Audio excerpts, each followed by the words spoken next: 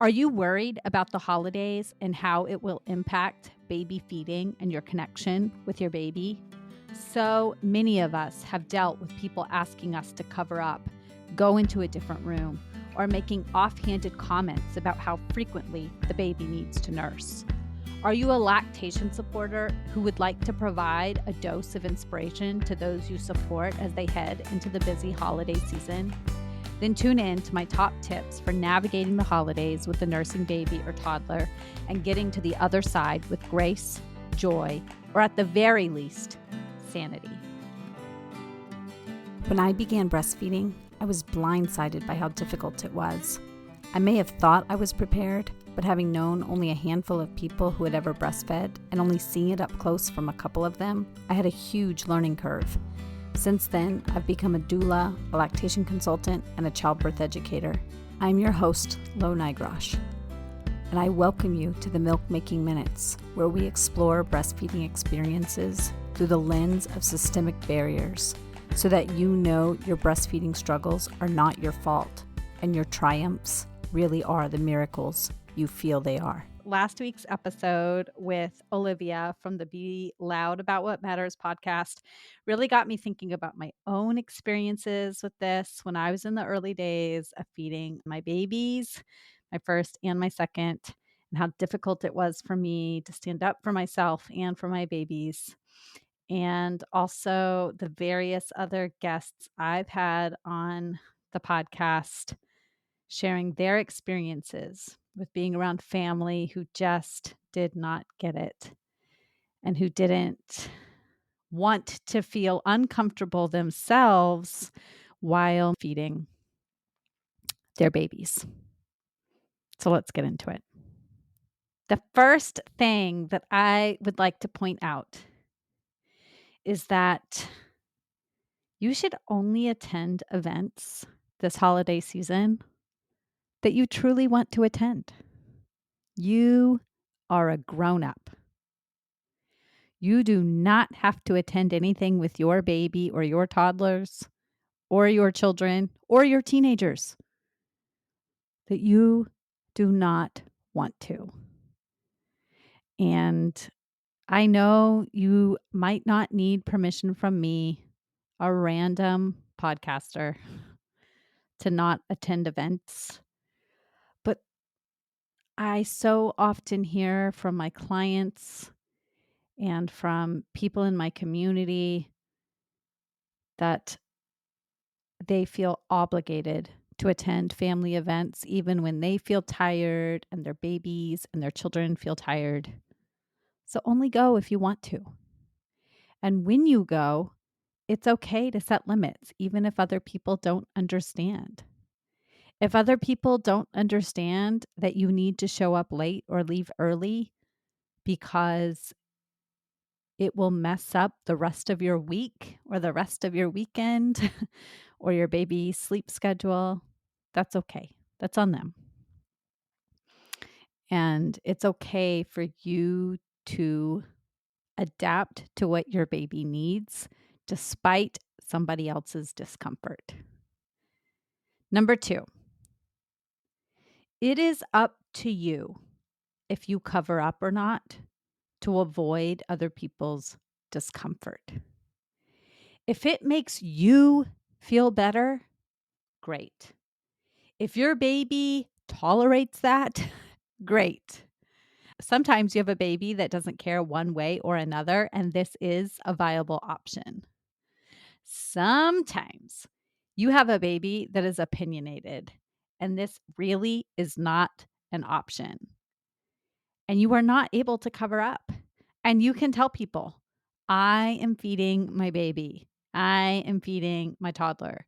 I am going to do it here so we don't feel left out, because otherwise I would spend this entire family event in another room and I might as well not even be here. It is okay to say that. And that person can walk off in a huff. They can feel how they're going to feel about it. And you can listen to episode 57 with Olivia, where she said she learned that it was not her job to change somebody else's emotions about that. And that is absolutely true. And over time, those people will learn to adjust. I had an experience where my mom brought me a blanket to put on top of myself, and I said, "No, thanks, I don't need this." And she said, "But your, nephew is here, your teenage nephew." And I said, "That's okay." And she said, "But he might see your breasts." And I said, "That's okay, that's what breasts are for." And she walked off in a huff. She was very upset about it, but she never asked me to cover up again. And I fed my children for a total of 7.5 years, and I was never asked by her to cover up again. And that was very early on in my baby feeding years. So sometimes, as your baby gets older, or depending on where they are developmentally, you actually will need a quiet space for nursing. And it really can feel nice to use nursing as an excuse to go to a quiet room and connect with just you and your baby for 20 minutes or more. In that fourth trimester and even longer, some data indicates it takes a full year to recover from birth and delivery. And many of us, we don't really have that option. Most of us don't. We barely get a few weeks or a month to spend the proper amount of time recovering. So it's okay when you are in a crowded space with lots of people to ask for a quiet room for just you and your baby or just you and your toddler to be able to go nurse in peace, especially if you have a distractible nurser. Same thing if you are a pumper or an exclusive pumper, or if you just prefer pumping and giving a bottle when you are in a room full of people. One advantage of having so many people around is it is really nice that there are some people available to hold your baby or entertain your baby or toddler while you need to pump for that amount of time. So you can take advantage of that. You get to decide who holds your baby. You are the parent. It's okay if you prefer to hold your baby or keep your baby in a carrier or not pass your baby or toddler around. And feeding your baby from your own body is a great excuse for that. And you don't have to apologize for that. You can just say, I'm keeping my baby to myself, especially now in this time of COVID. That is perfectly acceptable. If you are feeding a toddler, it might be helpful to know the facts in case someone asks about why you are still feeding them. You don't owe anybody an explanation. So you can just say, this is what I'm choosing for my family. But if you choose to spend your energy educating someone else so that perhaps the next person in your family or in your chosen group that you spend time with over the holidays um, maybe has an easier time, it is a fact that human milk composition changes with time. There is a study that I will link in the show notes called Breast Milk Macronutrient Components in Prolonged Lactation. And this study shows us, it's one of many sources that shows us that the source of calories in breast milk for older children is mainly fat, while we know that carbohydrates play a greater role in infant nutrition in the early stage. The observed changes of macronutrient concentrations from the first to the 48th month of lactation are probably related to the adaptation of milk composition to the increased energy demand of the intensively growing child. In this study, breast milk from mothers who were over 2 years postpartum had approximately 60% more calories per ounce as compared to breast milk from mothers who were under 12 months postpartum.